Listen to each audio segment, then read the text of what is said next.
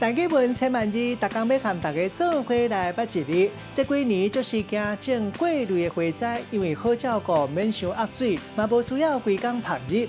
今仔日要甲大家小解这一日，咱同齐来看到，这就是桂，读过的桂第4条，有的腔口读做桂第3条。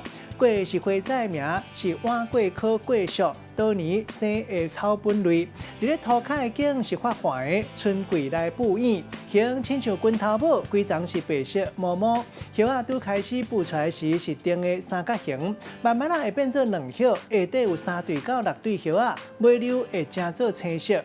茎甲茎拢有解热利尿的效果。桂类的幼叶啊，有人讲是龟仔草。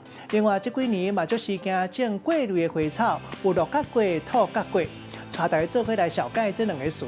头一个就是桂鸟，咱头前讲到，这是一款的花栽，会当种水，燕嘛会当青食，用的煮食食，有丰富的维生素、矿物质、甲黏植物，有清热解毒、利尿的效果。